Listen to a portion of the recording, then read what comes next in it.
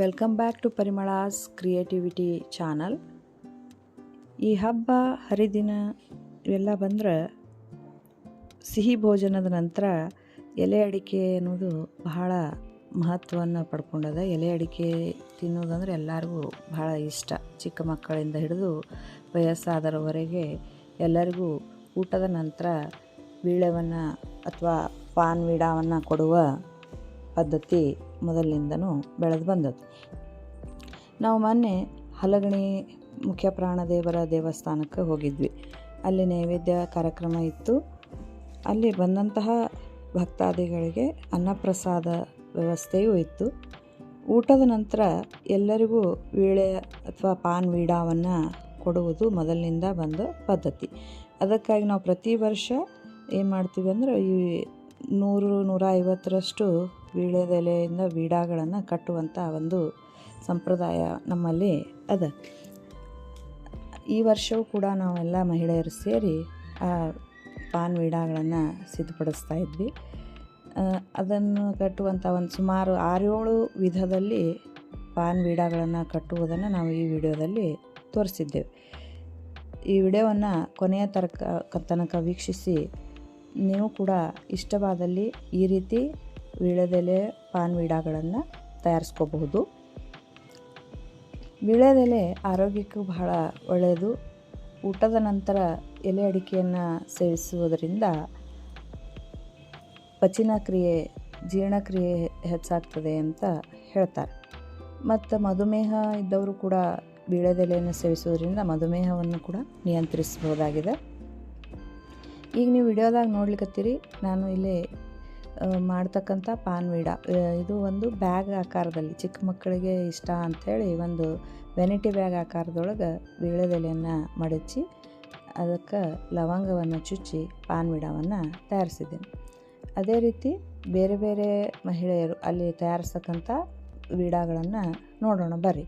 ಇಲ್ಲಿ ನೋಡಿರಿ, ಇಲ್ಲಿ ಪುಡುಕಿ ಹಂಗೆ ಕಟ್ಟಿ ಅದರಲ್ಲಿ ಒಂದಷ್ಟು ಅಡಿಕೆ ಪುಡಿಯನ್ನು ಹಾಕಿ ನಂತರ ಅದನ್ನು ಮಡಿಸಲಾಗ್ತದೆ.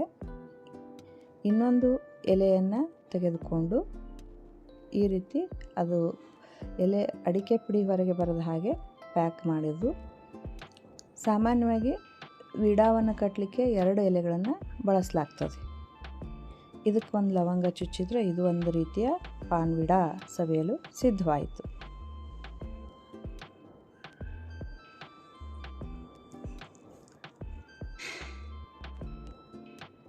ಇದು ನೋಡಿರಿ, ಇನ್ನು 2 ಎಲೆಗಳನ್ನು ಜೋಡಿಸಿ ಒಂದು ಪೊಟ್ಟಣದ ಹಾಗೆ ಕಟ್ತಾ ಇದ್ದಾರೆ. ಅಲ್ಲಿ ಆ ಪೊಟ್ಟಣದೊಳಗೆ ಅಡಿಕೆ ಪುಡಿಯನ್ನು ಸೇರಿಸುವಂಥದ್ದು. ಕೆಳಗೆ ಒಂದು ಲವಂಗವನ್ನು ಚುಚ್ಚಿ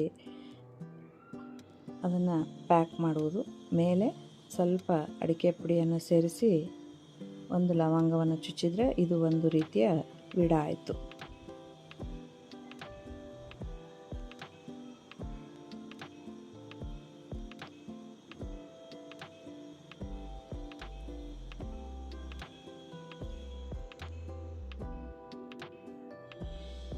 ಇನ್ನು 5ನೇ ವಿಧಾನದಲ್ಲಿ ಇದನ್ನು ಕೂಡ ಎಲೆಗೆ ಸುಣ್ಣವನ್ನು ಸವರಿ ಒಂದು ಪೊಟ್ಟಣದ ರೀತಿಯೊಳಗೆ ಕಟ್ಟುವಂಥದ್ದು.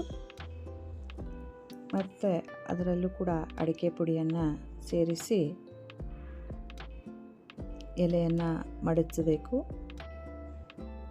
ಇನ್ನೊಂದು ಸುಣ್ಣ ಸವರಿದ ಎಲೆಯನ್ನು ತೆಗೆದುಕೊಂಡು ಅದರಲ್ಲಿ ಆ ಪೊಟ್ಟಣವನ್ನು ಇಟ್ಟು ಮೇಲೊಂದು ಪೊಟ್ಟಣದ ರೀತಿಯಲ್ಲಿ ಮತ್ತೆ ಕಟ್ಟುವಂಥದ್ದು. ಇದು ಒಂದು ರೀತಿಯ ವೀಡಾ ಕಟ್ಟುವ ವಿಧಾನ.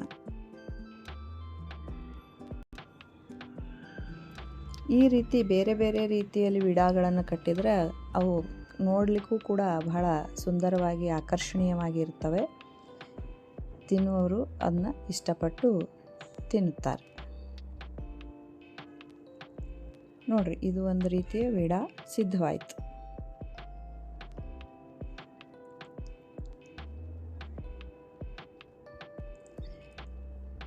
ಅವತ್ತು ನಾವು ಸುಮಾರು 150ರಷ್ಟು ವೀಡಾಗಳನ್ನು ಕಟ್ಟಿದ್ವಿ. ಈ ವೀಡಾ ಕಟ್ಟುವಂಥ ಪ್ರೊಸೆಸ್ಸು ಬಹಳ ಎಲ್ಲರೂ ಎಂಜಾಯ್ ಮಾಡಿಕೊಂಡು ಮಾತಾಡಿಕೊಂಡು ಎಲೆ ಅಡಿಕೆಯನ್ನು ಕಟ್ತಾ ಇದ್ವಿ. ಎಲ್ಲರೂ ಒಂದೊಂದು ರೀತಿಯಲ್ಲಿ ಐಡಿಯಾಗಳು ಹಾಗೆ ಹೊಳಿತಾ ಇದ್ದು. ನಾ ಒಂದು ರೀತಿ ಕಟ್ ತೋರಿಸ್ತೀನಿ, ನೀನು ಒಂದು ರೀತಿ ಅಂಥೇಳಿ ಹೀಗೆ ಅನೇಕ ರೀತಿಯ ವೀಡಾಗಳು, ಇನ್ನೂ ಸುಮಾರು ರೀತಿಯಲ್ಲಿ ವೀಡಾಗಳನ್ನು ಸಿದ್ಧಪಡಿಸಲಾಗ್ತದೆ. ಆದರೆ ನಾವು ಇಲ್ಲಿ ಈ ವಿಡಿಯೋದೊಳಗೆ 6ರಿಂದ 7 ರೀತಿಯಲ್ಲಿ ವೀಡಾಗಳನ್ನು ಕಟ್ಟೋದನ್ನು ತೋರಿಸಿದ್ದೀವಿ. ನೋಡಿ, ಈ ಎಲೆಯನ್ನು ಒಂದು ಅಡಿಕೆ ಪುಡಿ ಹಾಕಿ ಮಡಿಸುವುದು, ಇನ್ನೊಂದು ಎಲೆಯನ್ನು ಹಾಗೆ ಮಡಿಸಿ ಪ್ಲಸ್ ಆಕಾರದಲ್ಲಿ ಇಟ್ಟು ಮಡಿಸಿ ಮೇಲೊಂದು ಲವಂಗವನ್ನು ಚುಚ್ಚಿದರೆ ಇದು ಒಂದು ಪ್ರಕಾರದ ವೀಡಾ ಸಿದ್ಧವಾಯಿತು.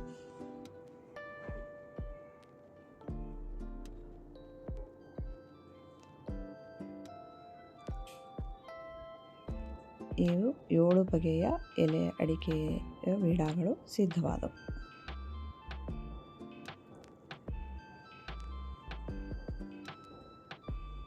ಈ ವಿಡಿಯೋವನ್ನು ವೀಕ್ಷಿಸಿದ್ದಕ್ಕಾಗಿ ಧನ್ಯವಾದಗಳು. ಇಷ್ಟವಾದಲ್ಲಿ ಲೈಕ್, ಶೇರ್, ಸಬ್ಸ್ಕ್ರೈಬ್ ಮಾಡಿ. Thank you for watching.